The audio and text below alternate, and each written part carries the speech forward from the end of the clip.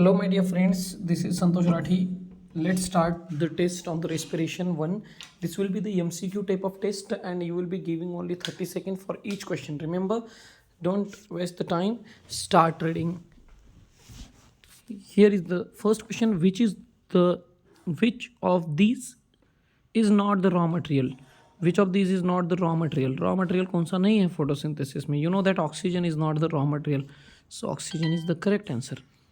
Next the energy which is in the form of respiration, जो respiration के लिए कौन सा एनर्जी है? सोचो. Yes, chemical energy. एटीपी के फॉर्म में मिलेगा केमिकल एनर्जी. एटीपी का full form adenosine triphosphate. The narrowest and most numerous tubes, देखो ट्यूब बोला है, सबसे ज़्यादा नैरो ट्यूब कौन सा है? ब्रोंकस है कि ब्रोंक्यूल्स है कि अल्वियोला है? अल्वियोला ट्यूब नहीं है, तो ट्यूब अगर है तो ब्रोंक्यूल्स होता है, राइट. चलो next one is here, which is in an anaerobic. Anaerobic respiration में क्या होता है? कार्बन ऑक्सीजन तो नहीं गिवन होता, कार्बन डाइऑक्साइड देता है, right.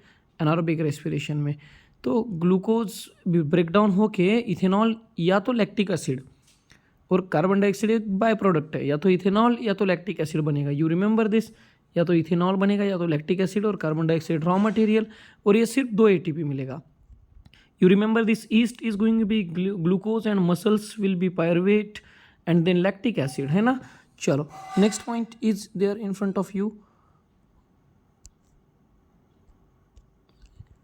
Which of the following statement is true about the breathing? देखो breathing के दौरान अपने बॉडी में कुछ ना कुछ रेसिड्यू एयर रहने वाला है.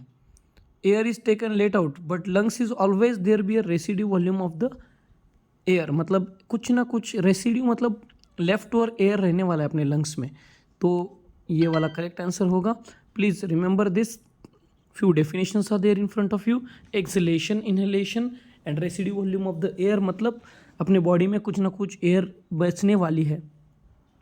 ओके तो ये क्यों इंपॉर्टेंट है, उसका इंपॉर्टेंट भी आपको लिख के दिया है बेटा. ये जो पॉइंट्स है नीचे, जो एक्सप्लेनेशन है वो आपको अंडरस्टैंड करना है, ये लिखना है अगर ज़रूरत पड़ी तो.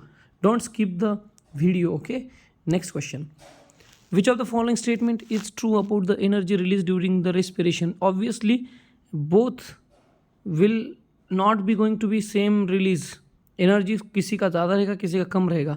तो aerobic respiration more energy release करेगा, anaerobic respiration less energy release करेगा. Oxygen in the lungs is ultimately reaches to the alveoli में रीच करता है. लंग्स का ऑक्सीजन कहाँ चलता है? अल्वियोलाई में जाता है, राइट.